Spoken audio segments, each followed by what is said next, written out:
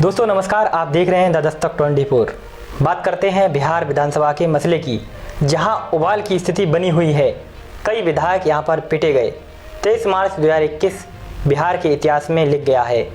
नेता प्रतिपक्ष तेजस्वी यादव इस तरह ब्यौरा देते हैं कि आज बिहार विधानसभा की कार्रवाई के दौरान एक काला कानून पेश किया गया, जिसके विरोध में हम सब लोग खड़े थे। लेकिन बिहार ही नहीं, देश के इतिहास में ऐसा पहली बार हुआ है कि सदन के अंदर पुलिस बुलाई गई। एसपी और डीएम खुद विधायकों को पीटने और घसीटकर बाहर करने का काम कर रहे थे। महिला विधायक अनीता देवी, जो कि अति पिछड़ा समाज से भी आती हैं, उनके बाल खींचकर, साड़ी खोलकर, घसीटकर ले जाया गया। आज का दिन काला दिन के रूप में देश की जनता याद रखेगी। जैसा कि आप वीडियो में भी देख रहे होंगे, महिला विधायक के साथ किस प्रकार लोग बर्बरता का व्यवहार कर रहे हैं। सोशल मीडिया पर भी कई वीडियो वायरल हो रहे हैं, जिनमें सदन के अंदर पुलिस और प्रशासन के लोग विधायकों को लात और मुक्कों से पीटते हुए देखे जा सकते हैं।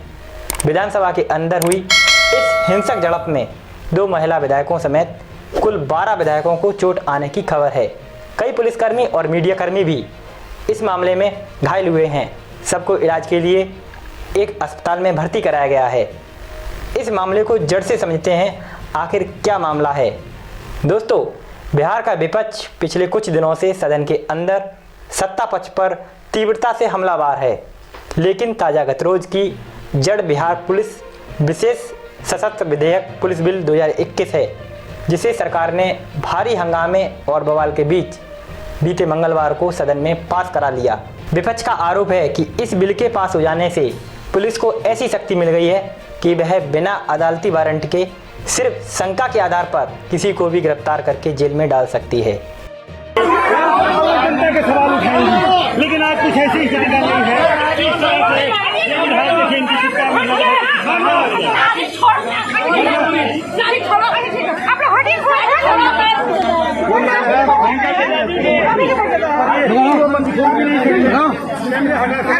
हटिए नहीं। क्या हुआ अनीता जी? कुछ नहीं। अनीता जी क्या हुआ बताइए। महिला के साथ क्या वहीं सत्ता पक्ष का कहना है कि यह बिल विशेष सशस्त्र पुलिस बल से जुड़ा हुआ है, न कि सामान्य पुलिसिंग व्यवस्था से।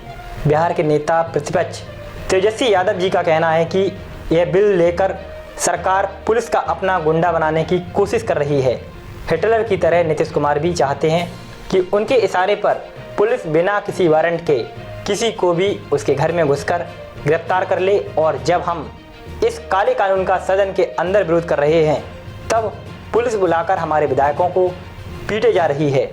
हम जिस कानून का विरोध कर रहे हैं, उसी का हमारे खिलाफ इस्तेमाल किया जा रहा है। इस बिल को लेकर सदन के अंदर क्या हुआ, आइए देखते हैं।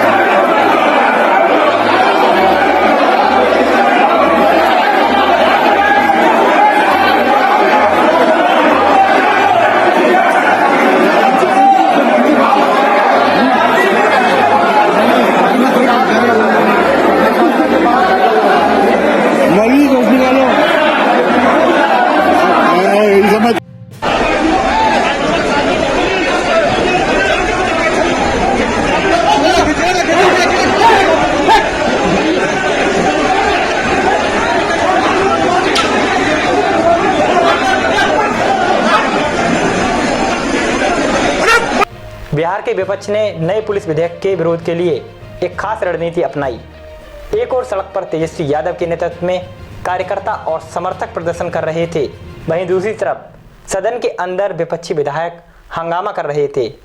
हंगामे और शोर शराबे के बीच सदन की कार्रवाई कई बार स्थगित होती रही।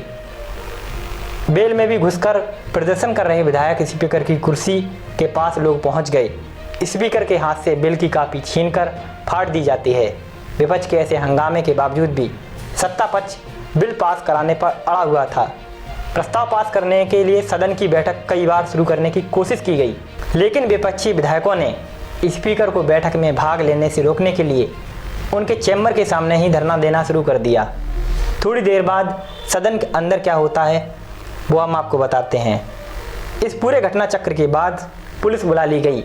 घटना में एसएसपी और डीएम दोनों दलबल के साथ सदन के अंदर पहुंचते हैं।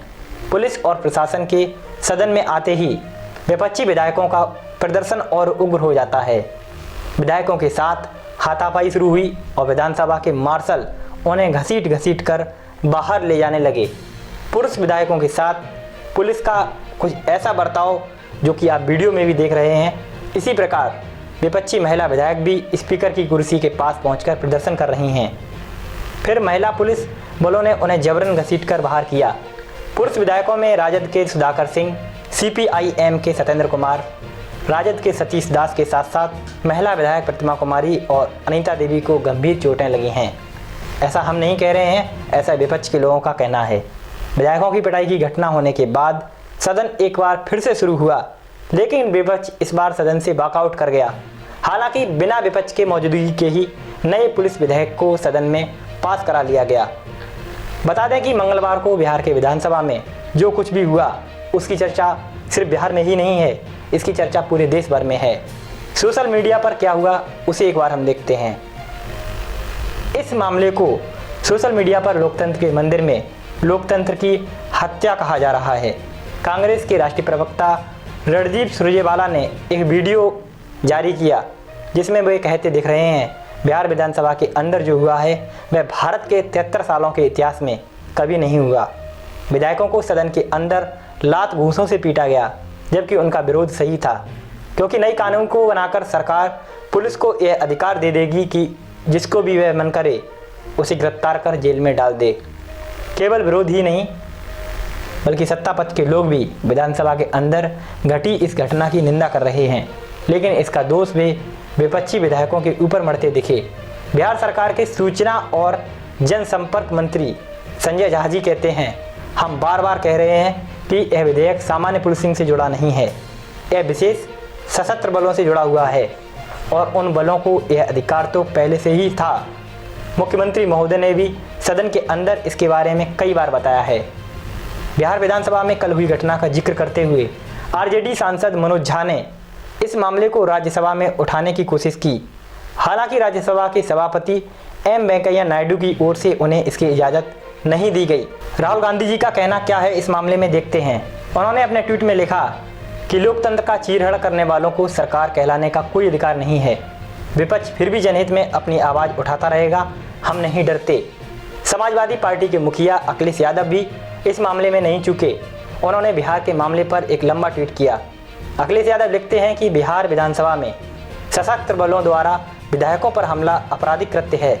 सड़क पर बेरोजगार युवाओं पर भी जो हमले हुए हैं वो दिखाते हैं कि सत्ता मिलने के बाद भाजपाई सरकारें जनता को क्या समझती हैं।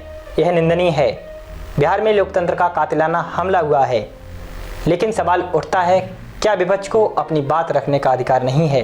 सत्ता के पक्ष में बैठे लोग विपक्ष को आखिर सुनना क्यों नहीं चाहते। इस खबर पर आपकी क्या राय है हमें कमेंट सेक्शन में बताएं और बने रहें द दस्तक 24 के साथ। हमारी खबरों का सिलसिला हमारी वेबसाइट www.thedastak24.com पर लगातार चल रहा है। विस्तार से खबरें देखने के लिए अभी विजिट करें। धन्यवाद।